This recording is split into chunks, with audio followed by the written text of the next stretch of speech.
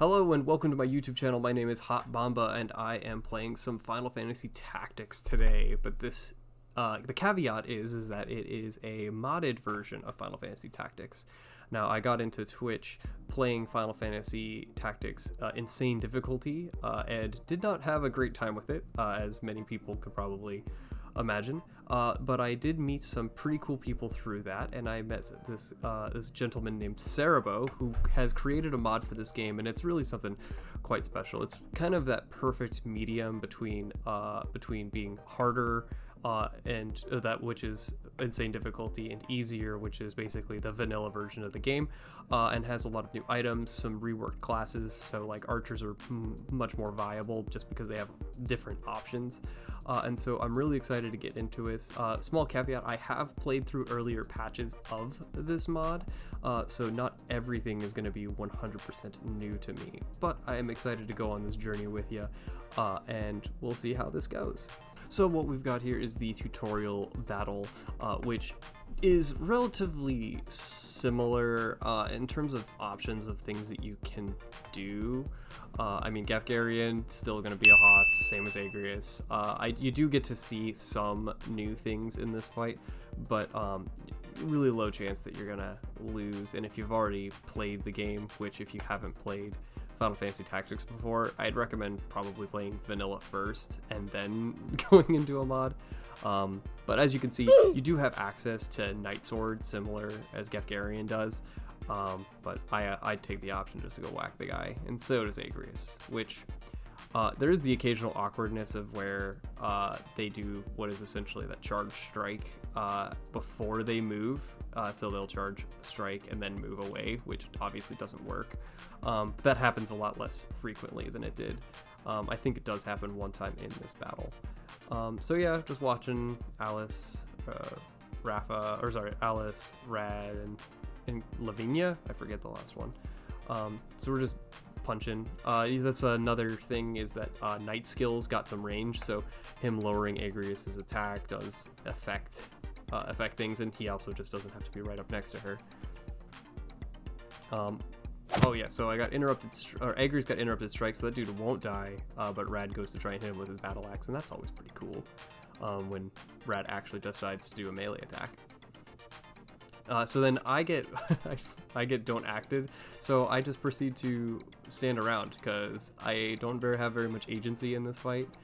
So yeah.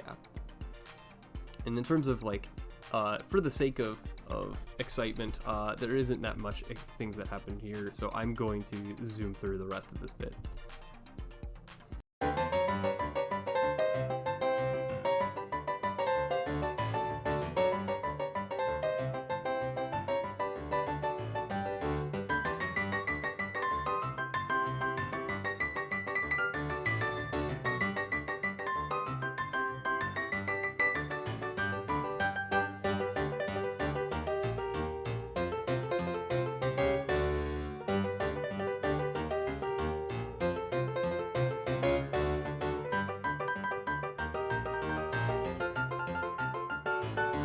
Alright, so now that we've won, we are going to continue on with the story, and Delete is going to show up and have a blue chicken with him and run off.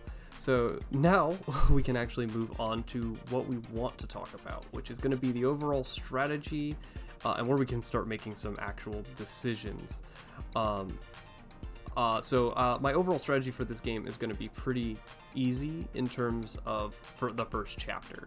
It's going to be bring as many chemists as I can and use magic to blow people away. Not really interested in grinding, because I don't enjoy grinding, especially in the first chapter. Since equipment also unlocks as the story goes on, I want to progress with the story as reasonably fast as possible. So I don't plan on grinding except for maybe 1 or 2 times, and that would be in the later chapters of the game. The enemies in this mod scale with you, and so since all of your beginning characters have such terrible knowledge of their class, they basically know enough to maybe learn one ability, if any. You do get Phoenix Down for free and Potion for free, which is great. So you want to make sure you know those. But I'm going to be bringing basically as many chemists as I can with the highest faith that I have, and plan on changing them over to wizards as soon as possible, because that's going to be my main source of damage, and I'm going to be using the OC or me essentially as the tank. I would probably go into Knight as soon as possible and build off of that. So this first fight is not free, but it's pretty straightforward as well as the tutorial fight. Some characters do have crossbows, and I actually made a mistake here, and I brought a character with a crossbow and forgot, and immediately moved them into melee range, just assuming they had a sword or a dagger. So the enemy also has that. So it's important to check from time to time if it seems relevant, because obviously if a character has like a gun later in the game, gotta make sure you know that. But in these beginning fights, there's a lot more forgiving. So I will go ahead and speed through a little bit quicker, because it's not too many different strategies that I deploy here. I do hold on to Stasis Sword with Delita until I can get 2 characters next to each other to hit them, because I want to make sure that I get as many opportunities to proc stop as possible, and it's a lot more damage if I just wait. So here we go.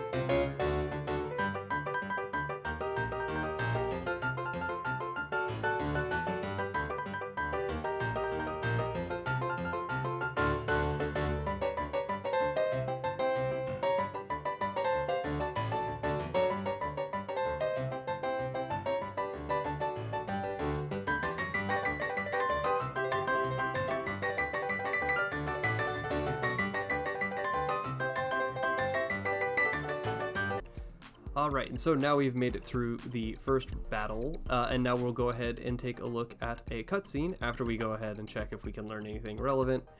I pick up Yell, which gives haste, does not give +1 speed, and a re-equip a couple of people to have some more optimal stuff.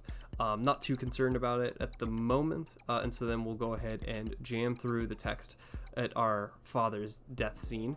The really beautiful thing about mods of this game is that you can hold down the X button in a lot of Final Fantasy Tactics mods and just skip right over the text, so you don't have to jam through it by hitting circle a million times. And so you can get through these things pretty quickly and without having to feel like you're sitting there forever. So then we go ahead, do a quick save, and we move into Mandalia Plains, and we get to meet Algus for the first time.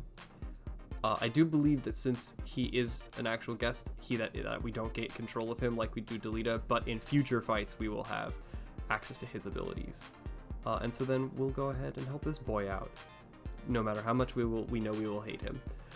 And this fight actually has a little bit, this is where you can actually start messing up, where if you just kind of run in here, since I brought chemists and I have recovery items, I'm not too concerned, but obviously you can get focus fired down, and then if you don't have enough Phoenix Down, you start losing people.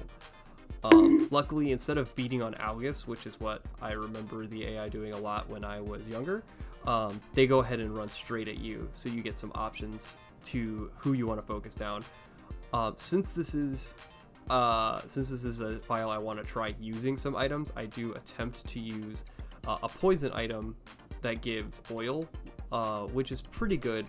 Obviously in this fight where the enemies are not as high HP, it doesn't feel as impactful, but obviously when I have access to fire attacks, I can make use of the oil, and obviously if they're a mage, silencing them, it's kind of a nutty item if you really think about it. It gives them poison, silence, and oil.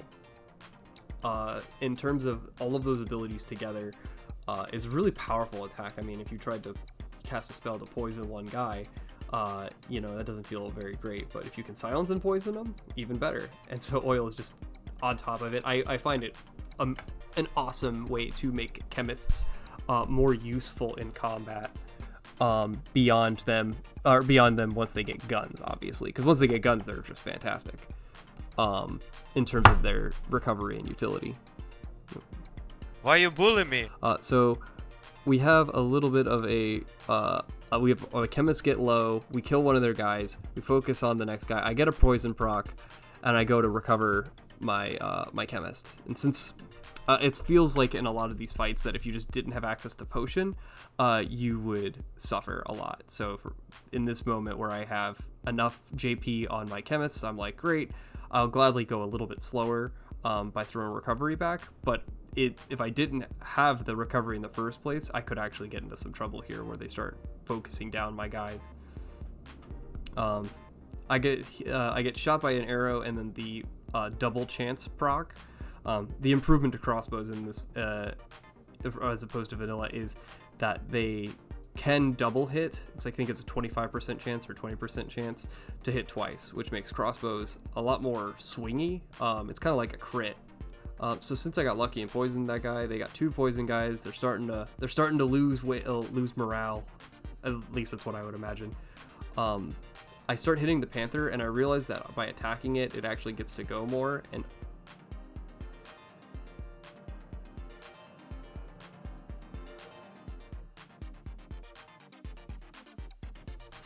so she goes to critical, and we see this mano-a-mano fight up between Algus and the squire over here.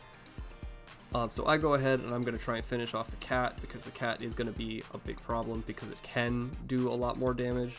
I don't want to surprise lose a guy. And I go ahead and focus fire one of the poison guys. I was going to see how long the poison lasts on that knight. And since he only has a limited amount of MP, crushing blow, which is the ranged knight attack, he won't be able to do that repeatedly.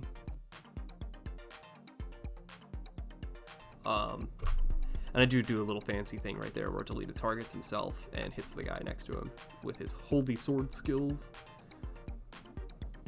And so the poison wears off. The guy is still silenced and oiled, but I can't really take advantage of it. So I don't mind taking this a bit slower anyway, but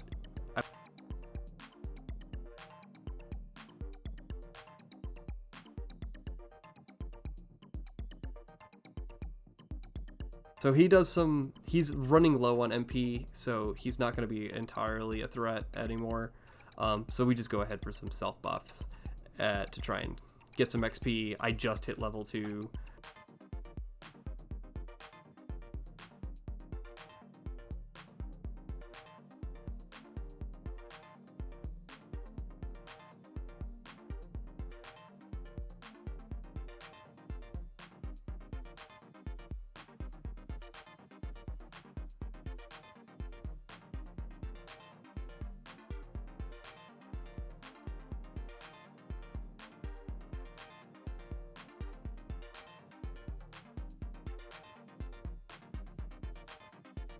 I get a crit there, nearly knocking that dude down, but then I get to come in with my chemist and miss. I forgot I missed, and he killed myself.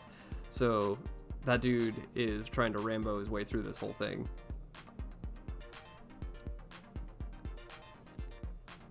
And then there's always those 5%ers that really mess you up.